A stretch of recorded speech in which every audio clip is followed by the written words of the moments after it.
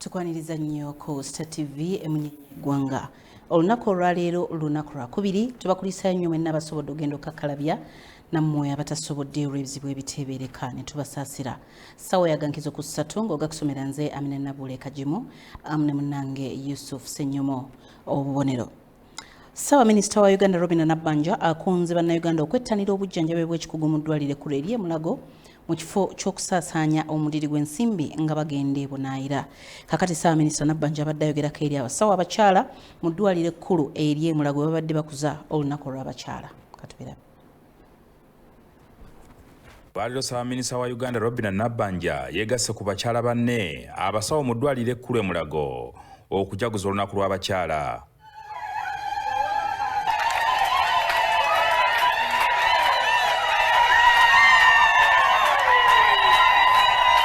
So as we celebrate Women's Day today, I wish to express my deepest appreciation to the female health workers of Mulago National Specialized Referral Hospital. Women form the backbone of Uganda's health care system. Your dedication ensures that millions of Ugandans receive care every day. Bwetwogerera ng'eddwaliro ly'e Mulago liwa obujjanjabi obw'ekikugu ng'okulongoosa emitima, ensigo, obwongo n'ebirala. Bino nga gye buvuddeko bannayuganda baali babisanga bweru wa ggwanga. All those three words were not here when I was a Minister of Health. It's a very big development. We are also going to start liver transplant. Our team for liver transplant is in India being trained. Hopefully, maybe July, maybe August, they will do the program. But definitely this year we're going to do our maiden liver transplant. Cornea is on the way. Bone marrow is on the way. Once we do liver, then the next will be pancreas. And then we'll finish all the organs which can be done living donors. Olwaliro Minisita wa Uganda Aminah Nabuule bamulambuzza ebimu ku bifo gye bakolera obujjanjabi buno. Thank you for using Mulago. Yeah. Otherwise, all the experts are here. It was not necessary for him to go to Nairobi. Why? Because all the experts are here. And here is treated honorably. Yes. And the right honorable, I must appreciate specifically Dr. Chief. Who is Dr. Chief? I'm here, right honorable. He's so parental and that's the thing. Honorable Acrobat, many people told him to go to Nairobi and maybe India.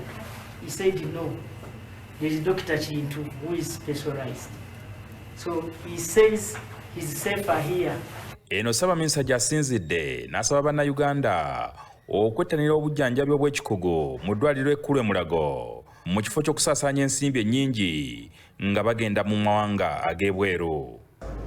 You have found even a member of parliament who would otherwise be taken to India and they are going to operate on him. So to me, this is a plus on our government. My only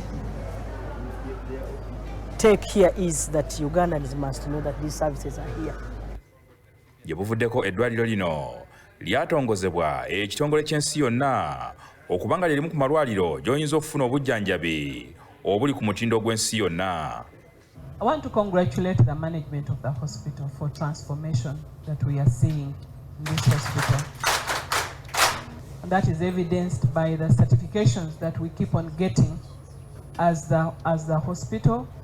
I want also to thank the heads of department because there is no way we would have gotten this certification without really each head of department putting in their best and making sure that we achieve, we deliver. Kyokka Nabuule alabudde abasawo mu ddwaliro ekkulu e Mulago okukomya ekyokusaba abalwadde ensimbi. Or I encourage you to avoid social evils of absenteeism, extortion, because we continue, nobody has talked about this, we continue to get reports of extortion, and treat your profession as a calling. Omukolo guno era gwetabiddwako minisita omubeezi ow'ebyobulamu Anifa Kawooya, akulira abakozi mu gavumenti Lucy Nakyobe, n'omuwandiisi ow'enkalakkalira mu minisitule y'ebyobulamu Dr. Diana Twine.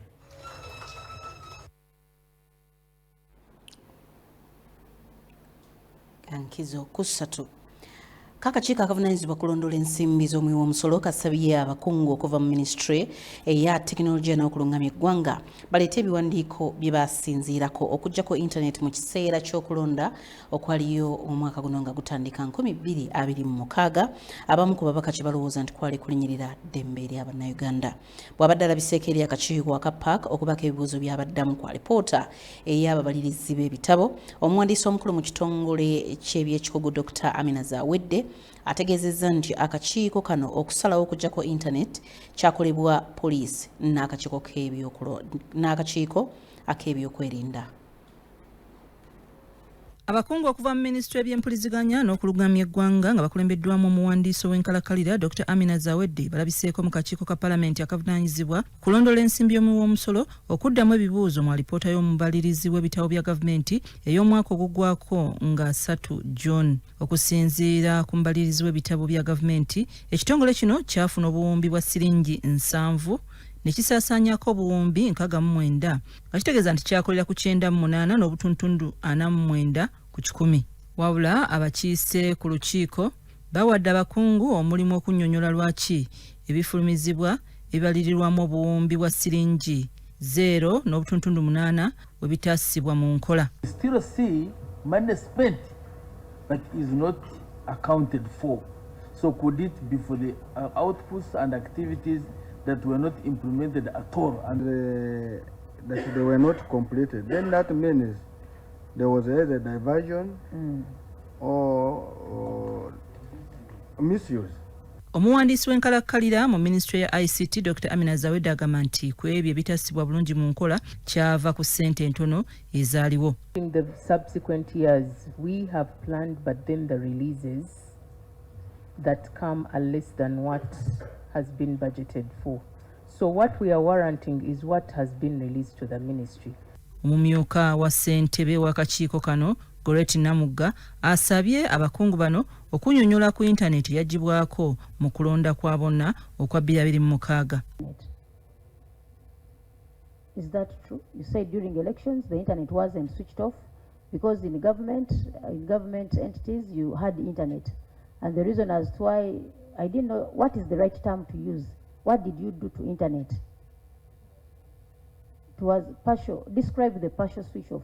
Who accesses and who doesn't?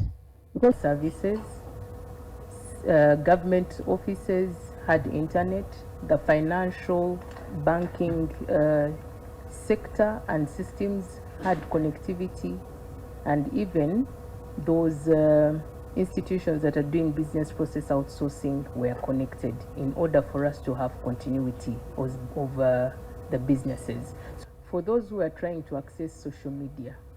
For those who are trying to access social media. No one could access social media. Even if I was in government, I could not access social media, but I could access the services. The system. Abamu ku babaka bategeezezza nti n'enkola za mobile money zaggibwako. We need to be clear on this. Service delivery was not distorted. But we did not have even mobile money. We were not able to access money from any bank because even the bank system was disconnected. The issue of mobile money, to the best of my knowledge, unless if it was a service provider problem, to the best of my knowledge, mobile money was working. What was happening, especially where I was and for the transactions that I was involved in, you could receive money and send money, but not access cash. Dr. Aminah annyonnyodde nti okuggibwako kwa intaneti yali nsonga ya byakwerinda. On to issues of the internet and mobile money, and with clarity. And when did you inform the country that internet is going to be off?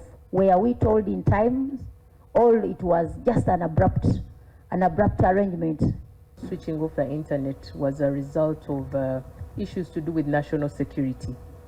When there are issues to do with national security, I think some of these announcements cannot be made in advance. gave you the instructions to switch off? Agency Security Committee that looks at matters of national security, and that is the committee that took the decision that it was necessary for us to have the shutdown of the internet and directed the regulator to do so. And in the event, the regulator communicated to the public. Omu ku bammemba b'olukiiko olufuzi olwa UCC ng'akiikirira Ministry ya ICT Geoffrey Agoye ategeezezza abakakiiko nti ebibuuzo bye babuuza byetaaga kubuuzibwa abakulu mu kitongole kya UCC. This issue of switching off internet at the board level, and we were actually informed that the ED UCC did receive a formal directive from the National Security Council, and we did actually see the letter itself in that respect. Abaka bawadde amagezi nti nga tewannabaawo kikolebwa kikulu ebitongole byetaaga okusooka okutegeeza eggwanga ku ebyo bye bagenda okukola. Banera basabiddwa okuleeta ebiwandiiko bye beesigamako okuggyako intaneti mu kiseera ky'okulonda kwa bonna. Ndi Nafuka Farida ne Gloria Gwetabingi mu Parliament. Webale nnyo Nafuka Farida ne Gloria Gwetabingi. Omulamuzi wa kkooti Butambala Deogracius Ssejjemba alagidde abakulira ekkomera omuli abaana abakwatibwa n'omubaka mu Parliament owessaza ly'e Butambala Muhammad Muwanga Kivumbi abali wansi w'emyaka 18 batwalibwe mu kkomera ly'e Naggulu ery'abaana abato ng'amateeka bwe galagira. Kino kididde oluvannyuma lw'abasibe okuddizibwa mu kkooti okugenda mu maaso n'emisango egibavunaanibwa. Kyaddaaki omubaka w'e Butambala Muwanga Kivumbi ne banne 24 baleeteddwa mu kkooti e Butambala okugenda mu maaso n'okuwuliriza omusango gwabwe ogubavunaanibwa. Mu lutuula lwa kkooti olwasembayo, bannamateeka b'oludda oluvunaanwa baasaba abaana abali wansi w'emyaka 18 okuteekebwa mu kkomera ly'abaana abate. Amuzi sooka abate kuba si kyo baddemu bakeberwe naye nga tebakebebwa kitongole kya poliisi ekyabawaayiriza emyaka. Ludda lwaffe naffe tugenda kulaba abazadde b'abaana bano tuleetere empapula eziraga emyaka gyabwe abalina omukisa nti bazadde baabwe bakyaliyo oba bazirina, kubanga waliyo bantu mu Uganda nga toyinza musaba birth certificate n'agireeta. Omulamuzi Ssejjemba asabye bapulida babasiba okuteeka mu mpaaba yaabwe buli kimu kye bamanyi ekikwata ku musango guno basobole okutandika okuwuliriza omusango guno. Bannayuganda bajjukire nti bano abantu baali bazze kukuuma kalulu. Tulina omwana gwolaba wa myaka 17-18 yava eringo kyazza okukola oba ng'avudde ewaabwe kukuuma kalulu. Tulinamu omulala yali azze kufumba mmere yali azze kufumba mmere yaabo beejenti. Ekyo kyekika ky'abantu bataddeko omusango omunene bwe guti gw'okulya mu nsi y'olukwe. Omuntu yajja okufumba obuugi oba abali mu kukuuma akalulu. Ba students bano engeri gye bali nti bamanyi okuwandiika n'okugoberera abamu beeyambisibwa mu kuba nti ne bakuuma akalulu. Y'omuwabi wa gavumenti yewozezzaako nti bo tebakimanyiiko nti abawagizi ba Kivumbi bagaanibwa okuyingira mu kkooti nti bwe kiba kikolebwa kyandibanga kyekuusa ku byakwerinda. Nayo musirira obwerere bw'emali n'atiriwo obwemali n'abaana bali abatuwo abaana batalina musango kkooti yo terina kisa n'omukyalo yaweereza ebyemisango talina kisa ku bantu abataabuubwa. Muwanga Kivumbi ne banne bavunaanibwa emisango omuli ogw'obutujju, okugezaako okulumba poliisi y'ekibibi, okulumba akakiiko k'ebyokulonda e Butambala n'okuziba ekkubo eriva e Kampala okudda e Gomba ekyaviirako n'emmotoka 7 okwonoonebwa wamu n'abantu 7 ne balugulamu obulamu yadde ng'emisango bagyegaana. Kkooti eyongezeddwayo okutuusa nga 31 omwezi guno.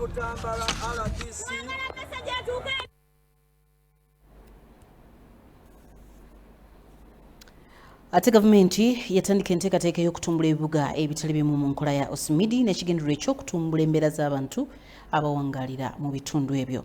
Kakati olukiiko oluteeseza ekibuga Lugazi bagamba nti bagenda kwongera okubangula abakulembeze basobole okuteekerateekera ebibuga byabwe obulungi. Katubirabe.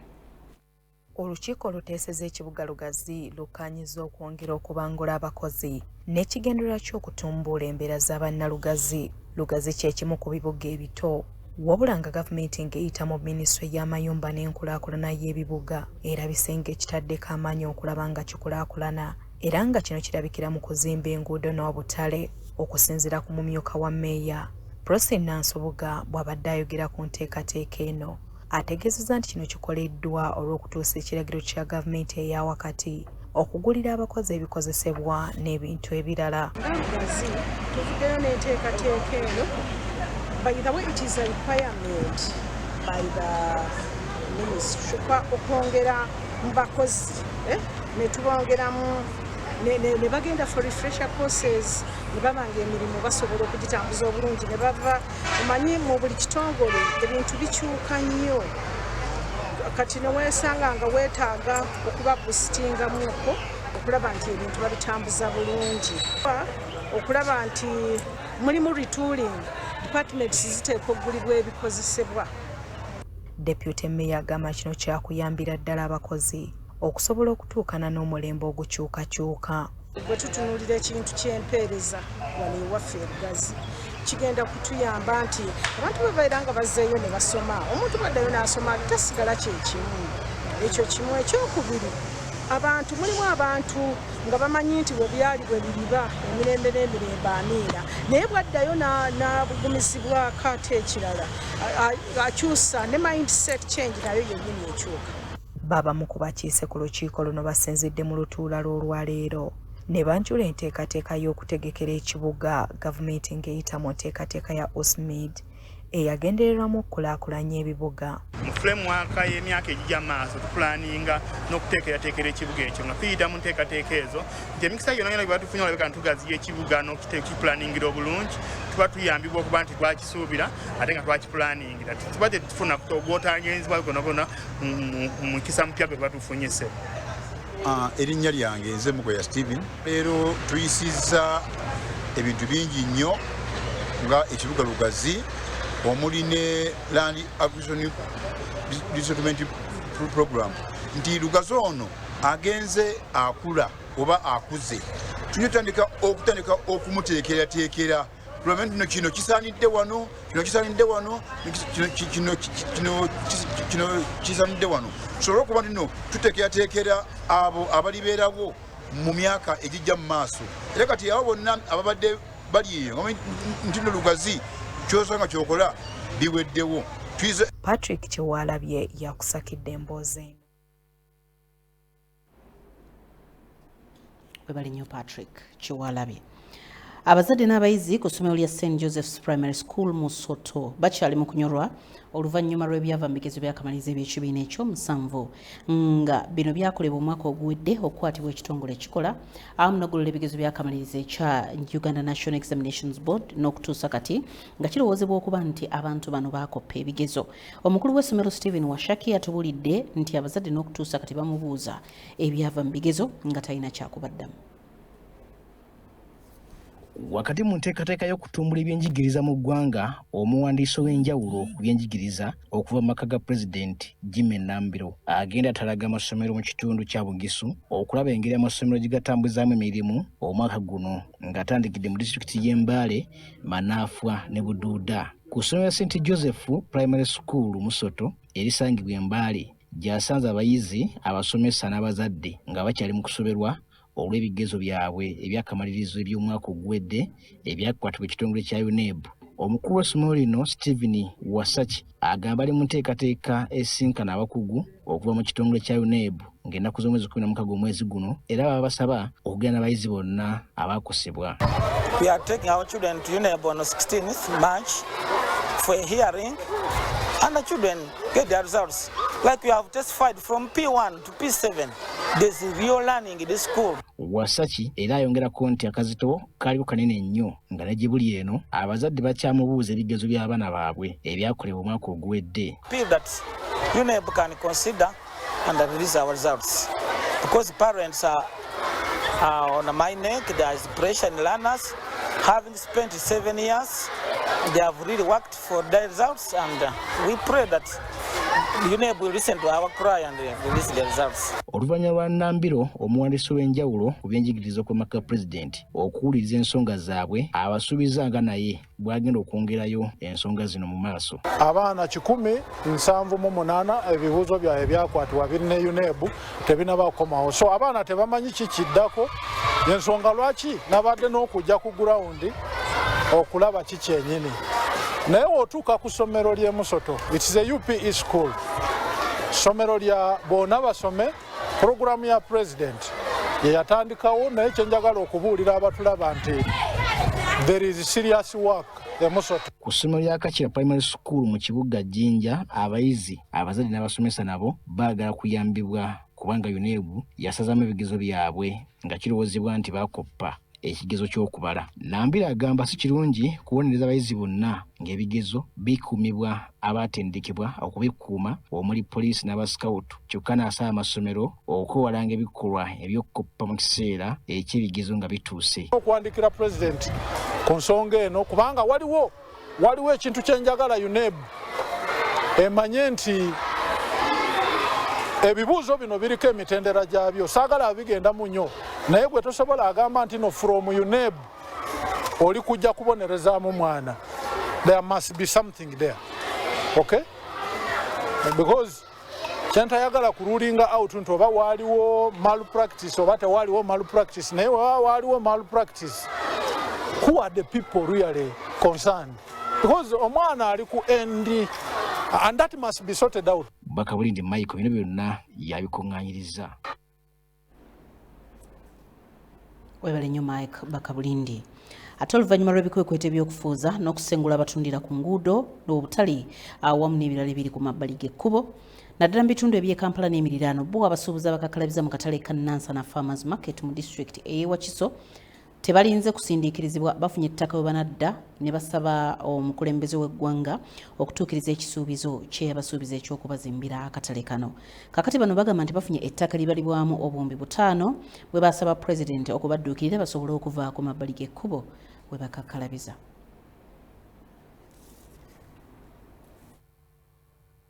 Abasuubuzi abakakalabiza emirimu gyabwe mu katale aka Nansana Farmers Market mu district y'e Wakiso bo tebalinze kusindikirizibwa okuva ku luguudo we bali kati bafunye ettaka eribalirwamu obuwumbi 5 ne basaba omukulembeze w'eggwanga okulibagulira ate babazimbireko akatale. Bano abasukka mu 4,000 nga basinga ku bo bakyala bagamba omukulembeze w'eggwanga bamusaba abazimbire akatale bave ku nguudo lwe yakyalako mu kitundu kino naye n'abasaba okufuna ettaka lye bagamba nti baalifunye. Tukolera mu kkubo tubonaabona batutomera bakazi bannaffe tufunira akatale mukwano tukwatiseeko twafunye akataka wano tusobole okugaziwa kubanga tetusobola kuvaawo kugenda walala.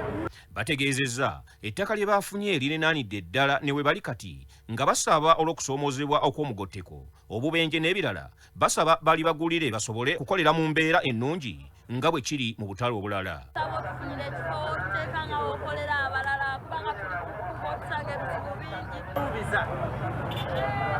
Okutuzimbira akatale naye otuzimbira akatale tuve ku kkubo. Ssentebe w'akatale kano Haji Ssebugwawo Abasi atenderezza Pulezidenti Yoweri Kaguta Museveni olw'okutumbula embeera z'obutale abasuubuzi mwe bakolera awadde ekyokulabirako nga akatale ak'ewandegeya Busega n'awalala nabo ne basaba abasoosowazibwe bakolere mu mbeera ennungi. N'olwekyo nkusaba nga bwe nakusisinkana omulundi okutali gumu ekitali ebiri naye kati nkunoonya naye enkokola zisusse buli wentuuka bankuba nkokola sikyasobola kulaba naye nsazeewo nzije ku TV y'eggwanga erabirwa abantu bonna osobole okunnyamba osobole okulaba nga tuusa obuweereza bwange nga nze omukulembeze w'abantu bano osobole okuba nga mbajja ku kkubo. Wabula Haji Ssebugwawo asabye abasuubuzi abakakalabiza emirimu gyabwe mu katale kano okubeera obumu mu kiseera kino ate basoosooze emirembe n'okujjumbira enteekateeka za gavumenti ez'ebyenkulaakulana. Ndi Salon Kasibante mu disitulikiti ey'e Wakiso. webale nnyo munnaffe Salongo Kasibante. Tusiima bwongerwa okuba ng'otambudde naffe okuva gye twatandikidde amawulire ag'enkizo ku Ssatu ne gye buli eno. Nile Avenue mu Kampala otusinzidde butereevu okuweereza osobola okusanga ku kibanja kya Facebook oba YouTube, genda ku bibanja ebyo ogenda kuba otwotabuliro. Amawulire bwe gatyo bwe gabadde ng'ogakusomera nze Aminah Nabuule Kagimu ne munnange Yusuf Ssenyomo. Obubonero tukwagaliza ekiro ekirungi, beera bulungi, weera.